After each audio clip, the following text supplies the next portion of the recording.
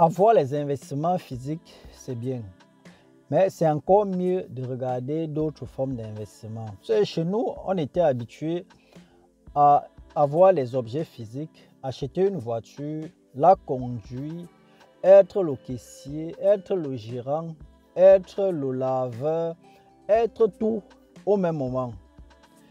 C'est bien beau, mais à un moment, il faut regarder d'autres sources d'investissement et surtout au 21e siècle. Je pense pour ma part qu'au 21e siècle, tu devrais regarder ton téléphone et avoir le sourire parce que tu as gagné de l'argent sans toutefois faire des efforts physiques comme on était habitué de faire. Aujourd'hui, je partage avec toi 3 business dont tu peux investir un peu d'argent là-dedans et ne pas faire beaucoup de mouvements, mais gagner de l'argent. À tout de suite pour parler de ces 3 business.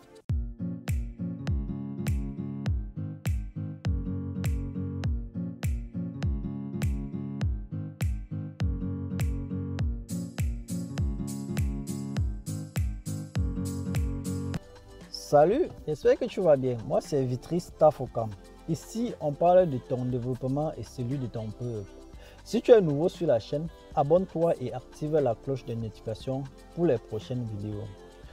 Comme je disais à l'introduction, au 21e siècle, on devrait avoir des investissements physiques, ça c'est bien, mais aussi d'autres formes d'investissement, car il n'y a pas toujours le genre, c'est pas toujours construire une maison, avoir les locataires, être, je sais pas trop, gardien de nuit, faire tout physique pour gagner de l'argent. Parce qu'on était habitué à ça depuis la nuit des temps. On achète un objet, on vend, ou bien on est commerçant, on achète sa marchandise, on peut vendre. Ça, c'est vrai que c'est un peu une culture, c'est notre culture, on peut dire ça comme ça. Mais au 21e siècle, on devrait regarder autre chose. Et la vidéo d'aujourd'hui, je partage avec toi, comme je dis à l'introduction, 3 business que tu devrais, même si tu ne te lances pas maintenant, tu devrais réfléchir, tu devrais y penser, car ce sont les business de l'avenir. Au 22e siècle, si la vie nous laisse le choix, il faudra, je pense que les choses évolueront autrement et que seulement les investissements physiques peut-être n'auront plus assez de poids comme les business que je vais te citer dans cette vidéo. Bon, le premier business pour ma part, très important, c'est la crypto-monnaie. Tu vois, aujourd'hui, les monnaies électroniques, on compte autant, plus de 200 monnaies électroniques qu'on a reparties dans le monde entier. Et en Afrique, tu sais, l'Afrique est le continent donc avec beaucoup d'opportunités et beaucoup d'innovations. Les gens innovent, les gens essayent les trucs, même si certains trucs existent déjà sur d'autres cieux. Chez nous, c'est comme de l'innovation et c'est nouveau, c'est du neuf. Je parlais de la crypto-monnaie. Dernièrement, ça fait pas un mois que le Nigeria a adopté le Naira électronique. Et beaucoup de pays africains sont déjà dans cette monnaie électronique. Il faut faire déjà la différence entre la monnaie électronique d'un pays. Je prends un exemple, le cas du Nigeria.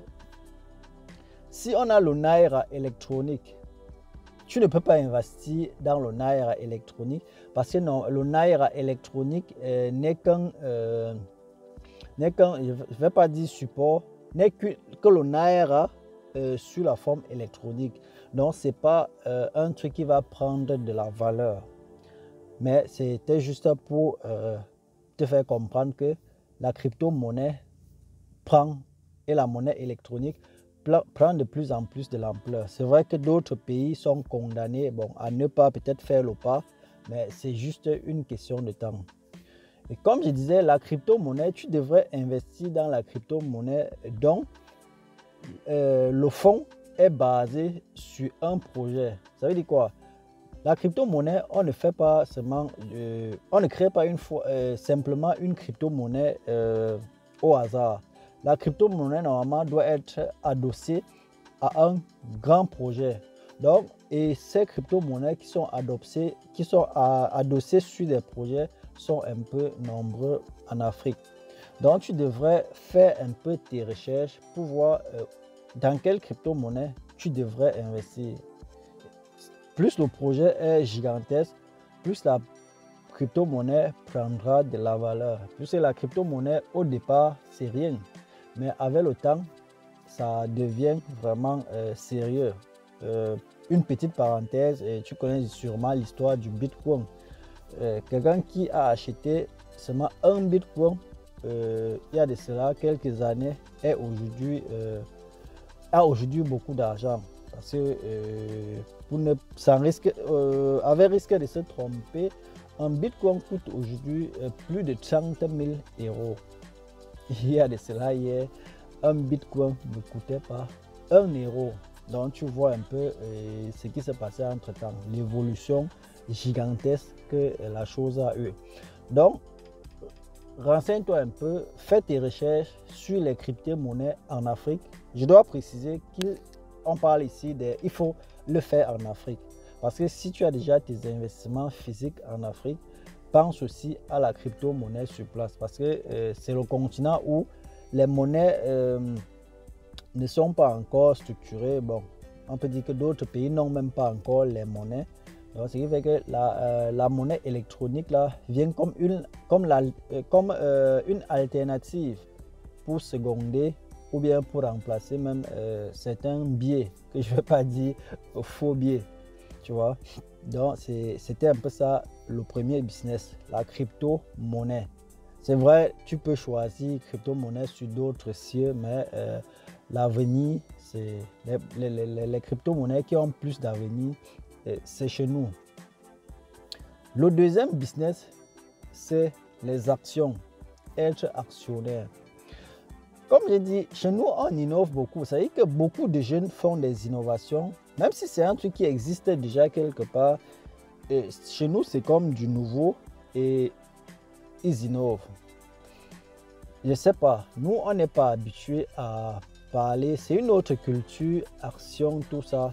On n'est pas habitué à ça, on ne connaît pas ça. Mais au 21e siècle, on doit un peu s'intéresser à ça. Il y a la bourse chez nous. C'est vrai, on a beaucoup de start-up, et ces jeunes-là qui lancent des projets ou bien des innovations. Et ils ont besoin des financements. Ils font souvent des levées de fonds ils demandent des financements et bref, ils ont besoin d'argent. Et en tant qu'actionnaire, tu peux donc investir dans ces structures-là. Tu vois, imagine-toi que tu investis, je sais pas, dans une start-up, l'action coûte, je sais pas, au départ, je vais dire n'importe quoi, 10 000. Au départ, on a besoin d'argent pour débuter. Mais après, les données changent. La chose a pris de la valeur et là, l'action, ce n'est plus comme avant. Tu peux acheter une action aujourd'hui à 10 000 et dans un an, l'action coûte 1 million. Donc, surtout quand c'est un projet innovant avec plein d'avenir, tu peux vraiment faire beaucoup d'argent sur ce type de projet. C'est un business, tu es actionnaire, tu ne te déranges pas trop, tu ne te casses pas, tu ne te lèves pas, tu ne réfléchis pas que est-ce qu'on a livré, est-ce qu'il y a eu quoi, je ne sais pas quoi. Donc tu ne te gênes pas, tu as mis ton argent là-bas, tu es actionnaire. C'est vrai, les actions ne montent pas toujours, les actions peuvent chuter. C'est vrai, il y a le risque. D'ailleurs, le risque zéro n'existe pas. Il y a un petit risque. Même si tu partais investir dans, je ne sais pas quoi, Google ou Amazon, il y a toujours le risque. C'est vrai qu'il y a les gigantesques, ces gros porteurs qui foncent seulement. Mais sinon, le risque zéro n'existe pas. C'était déjà là le deuxième business, action. Renseigne-toi, fais des recherches. Si tu as le temps, visite une bourse. On a les bourses chez nous. Donc, visite dans une bourse pour voir déjà quelles sont les sociétés qui sont cotées à la bourse. Et il faudrait que ces sociétés-là soient en Afrique. Parce que si la société est en Afrique et a plein d'avenir, comme j'ai dit, tu peux te faire beaucoup d'argent. Donc, les actions, c'est aussi très important. Bon, pas très important seulement, ce sont les business du 21e siècle, exemple du 22e siècle. Parce que tu ne vas pas seulement rester aux investissements physiques. Et le troisième business que je voulais partager avec toi, bon d'ailleurs c'est un business que j'avais déjà développé, c'est le trading. Quand on dit trading, beaucoup ne s'intéressent pas au trading et pourtant le trading peut payer. Le trading apporte un peu d'argent. Avec ton téléphone, tu devrais gagner de l'argent. C'est très simple. Le trading, c'est pas de la magie. Parce qu'il y a certains business où on essaie d'effrayer les gens, on essaie de bloquer. En effet, on effraie parce que en réalité, pour gagner de l'argent, on doit oser. On ne devrait pas avoir peur. On doit foncer. C'est-à-dire, tu pars et je ne vais pas dire ça passe ou ça casse, mais il faut avoir le courage. Il faut oser. Il faut essayer. Bon, pas essayer, il faut oser. Et ça, c'est vrai, c'est une qualité que tout le monde n'a pas. C'est-à-dire prendre son argent et aller mettre dans un truc ou dans un terrain, un nouveau terrain, un environnement qu'on ne maîtrise pas. Beaucoup n'osent pas. Ce n'est pas un défaut, mais ce n'est pas une bonne qualité aussi. Il faut oser et découvrir des nouvelles choses. Parce que c'est aussi ça. Les gens qui ont osé hier sur certains projets ou bien dans certains domaines, ils ne peuvent qu'avoir le sourire aujourd'hui. Donc, le trading, c'est un bon truc. Tu peux investir dans le trading. C'est vrai, ce que j'ai trouvé peut-être bizarre, c'est que si tu tapes trading sur Internet, la première phrase que Google affiche, c'est que 74% des traders perdent leurs fonds. Et je me demande comment ils perdent leurs fonds. Parce que juste un peu de calcul, juste un peu de mindset, je ne veux pas dire mindset, c'est un thème, c'est pas mon thème. Juste un peu de stratégie. Et puis, tu vas gagner de l'argent avec le trading. Parce qu'en réalité, le trading, c'est quoi? C'est en effet, tu as peut-être une zone là dans laquelle le prix balance. Tu vois? Ça veut dire qu'à un moment, le prix chute, à un moment, le prix monte. Je ne sais pas. Tu vas perdre ton argent comment si le prix descend, le prix monte. Le prix descend, tu es là. Tu descends avec le prix monte, tu montes avec le prix. Donc, je ne vois même pas à quel moment tu vas perdre de l'argent. C'est vrai, tu vas peut-être avoir les sentiments. Je veux dire, tu dois être impliqué dans la chose. C'est vrai aussi que ça rend... comment je vais dire ça? Je vais dire, tu deviens accro. Ouais, c'est ça le terme. Ça rend aussi accro parce que c'est un truc, tu vis l'évolution des prix. C'est-à-dire qu'il faut avoir d'abord le cœur, il faut être un homme patient. Ça, c'est le mot, la patience. Et ce n'est pas tout le monde qui a donc cette patience. C'était ça les trois business que je voulais partager avec toi. Et surtout, ce sont les business de l'avenir. Réfléchis-y et vas-y, fonce, ça va payer. Merci de m'avoir suivi. J'espère que la vidéo t'a plu. Si ce n'est pas le cas, ne like pas. Et si c'est le cas, like la vidéo, fais un commentaire et surtout, porte-toi bien et à dimanche prochain. Ciao.